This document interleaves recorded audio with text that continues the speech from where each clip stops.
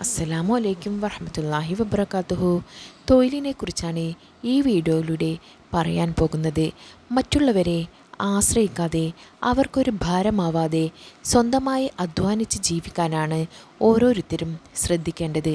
നബി സല്ലല്ലാഹു അലൈഹി വസല്ലമ ചെറുപ്പം മുതൽ ആട് മേച്ചും കച്ചവടം ചെയ്തുമാണ് ഉപജീവനം നയിച്ചിരുന്നത്. നിഷിദ്ധമല്ലാത്ത ഏത് തൊഴിലും മാന്യമാകുന്നു, ചിലത് മോശമാണെന്ന ധാരണ ശരിയല്ല. നബി സല്ലല്ലാഹു അലൈഹി വസല്ലമ പറയുന്നു, തൻ്റെ കൈകൾ കൊണ്ട് ജോലി ചെയ്ത് ഭക്ഷിക്കുന്നതിനേക്കാൾ ഉത്തമമായ ഒരാഹാരവും ആരും തന്നെ ഒരിക്കലും കഴിക്കുകയുണ്ടായിട്ടില്ല.